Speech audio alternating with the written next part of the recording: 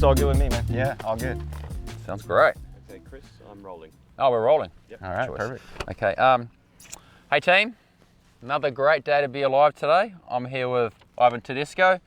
Probably don't need an introduction. We all know who he is, what he's done on a bike. So today we're going to ask some questions of Ivan about the bikes, a little bit about his racing career, and we're just going to have a little bit of a Q&A and like have some fun with it, man. Yeah. So don't go too serious.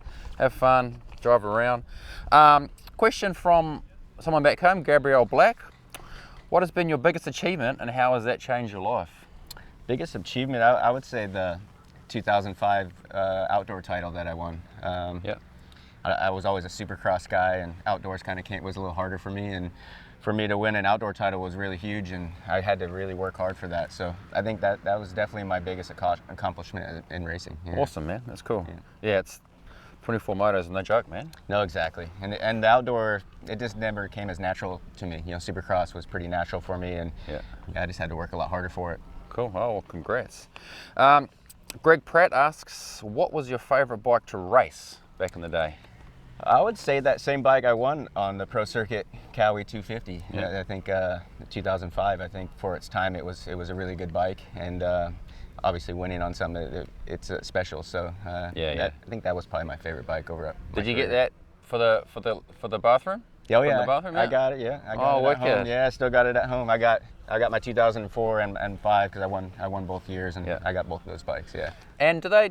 So I've heard they take, like, they give you the bike, but like the engine's empty almost. There's nothing, you can't run it. It doesn't work. No, mine's full. Oh, yours is started out right out the door. Yeah. Oh yeah, it's ready to go. If I wanted to go ride it, I could. When was the last time you started it? I've never started it. No, it's never been started since it's been at the house. Yeah. Yeah, funny. Okay, cool. Guy at home, Hilton, pause. He says, if I rode one of your bikes, one of these bikes here, I'd probably say as an average rider, he wouldn't like it. Oh, one of your bikes, sorry, race bikes, he wouldn't like it as an average rider. So how do you gauge the handling and suspension required for a bike that you develop for the masses? For myself, I try to kind of switch my brain as far as what the average rider would want. Yeah. And we do have other testers. It's not just me. There's other test riders at different levels that we do have test the bike and make sure that it is good for all level of riders. And I feel like we've done a really good job on both bikes in that area. You know, with some adjustability, different map or whatever it is for each level of rider. It seems to, when you do adjust this bike, you could adjust it quite far and it doesn't throw it out in left field. It stays big window working. then. Yeah, the window is very big on when it works. Yes. Oh, wicked. Cool. A guy called Crazy Craig. Would you be confident riding this bike here in your prime? And do you think riding one of these when you're back in your prime, you could win on it? 100%. I think this is definitely a really good bike. I feel really comfortable on it, and I would have loved to race it back in the day. Yeah, I think you guys are going to be really pumped on it. Yeah, can't wait for you guys to ride it today and see what you think. Yeah, I can't wait either. Okay, from Bruce Nielsen, what were the most challenging design elements of the 250 and the 450? Ooh, I think the hardest part is making a bike that's good for everybody. You know, and that was the biggest thing. That's what we worked on the most, was making sure that it worked for every rider, not just the race team or. So I had to kind of switch my brain, like I was saying, to during those tests. When I'm doing race team testing, obviously I full tilt thinking like a racer, but when I'm doing some of the production testing, kind of switch my brain a bit. Okay, cool. And question for me, I guess then, is testing more fun? Like being back as a racer, you just focus on racing, going as fast as you can, and just, I guess, winning. Being a tester now, do you find you have a lot more fun? I really enjoy it. Yeah, and I'm learning a lot on the engineering side. I'm really intrigued by that whole side of the sport, and been doing the testing for about 10 years now. I basically retired in 14 and jumped straight into the testing and been doing it since. So I've learned a lot along the way, and I really enjoy it. It's fun. Keeps me riding good bikes and get to hang out with good people like you, yourself. And I'll take that one, pal. Andrew Rowley, assuming you rode all different models while developing the Triumph, is there a particular brand you drew the most inspiration from? I wouldn't say one bike in particular. I think we tried to grab the positives from every other bike that we do ride and try to implement it into this, and I think we've done a pretty good job of that. This bike, character-wise, I wouldn't say is like any other bike. It has its own character, and I think you'll see that today when you ride it. So I also noticed the frame looks, I mean, you squint a bit and it looks kind of like an 09YZ frame. So it's got the steel frame look, but it's alloy. So how do we end up here, I guess? You'd have to ask the engineers that question. But you know, I think the chassis is probably that is the best part of this bike. I think the chassis is really good on this bike, and it's a good looking chassis as well. I think that helps. But I think you'll see today that this thing really does perform well. Good.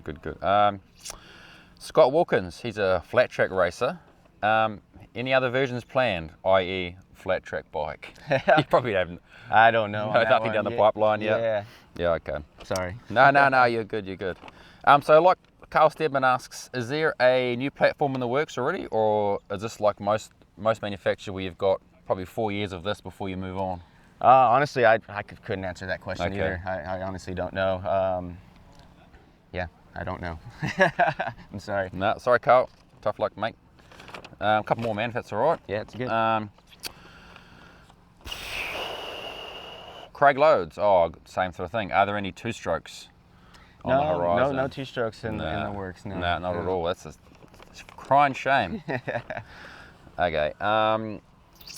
Mark Gargan says, creating a new model brand is very competitive. It's from scratch. It's a huge task. Were you on board right from the very beginning, or were you brought on board a little bit way through to sort of? Yeah, so my first experience working with these guys was in 2020, so about 4 years ago. Yeah. I was still doing the Pro Circuit Kawasaki testing at the time, so it was good for me because I had a good gauge of what a good bike is, and I was able to kind of carry that over to here. And if I was to take a time off, a year off, and then come on, you kind of lose that what a good bike is, right? So it was a good scenario for me to come on board and be able to. And that was from the outset, was it, pretty much, from the get-go? Yeah, exactly. Cool, yeah. Well, that's cool, right from the ground up. I like that.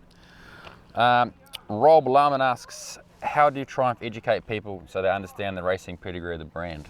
How would you, as a tester and a rider, tell people about how iconic the brand is, and this isn't just like, we're just getting back in it because we want to have some fun. This is a serious operation. Yeah, it really is. I mean, these guys are, the investment that they're doing on this whole project is huge, and yeah, they want to make the best equipment out there, the best bikes, and we want to win races, we want to win championships, and we definitely have big goals. Yeah, okay, cool. Just two more, man, if that's all right. Nick says, with rising costs of the new stock 450, were there any considerations to sacrifice some performance or weight to keep the bike price down? No, I think we couldn't do that, right? We need to have the best bike that we could have out on the track, and we didn't hold back at all. No, I think you'll see that today. Cool choice. And one more, did you guys focus on power or performance when developing the new bikes, as in build a fast engine, develop a chassis, or was it more like create that chassis and then we'll build everything around it? I mean, I think it was all kind of built at once, and all together. They didn't just build the chassis and then slam an engine in there. It kind of was all developed in parallel, and here it is. Yeah, because on the presentation last night, that's what they were saying. It was like we just focused on something and tried to work around it. It was like everything was one hit. Even though, same with the 450. We've been working on both, in parallel. Yeah, they come out really nice. Yeah. Anything else you wanna tell the fans in New Zealand about the bike? No, we haven't got these at all yet, so we haven't even seen the 250. Oh, you haven't? Okay. No, so you're gonna get to ride both. Yeah, that'll be cool. Yeah. No, I'm excited that you guys are here to try our product, and everybody's been liking it all week. So I'm excited for you to get out there today and see. The tracks are awesome too. You're gonna have a really good time. Well, it's a beautiful day. It's a beautiful facility you guys have here. Yeah, you're gonna be blown away on the tracks. This is incredible. Yeah, Did you move close? Were you always in the area, or have you moved here, or no? No, I still live in California. Okay. Temecula, California. So I commute back and forth to here or to the Jesus UK Christ. or kind of wherever I'm needed. And Wow. Yeah.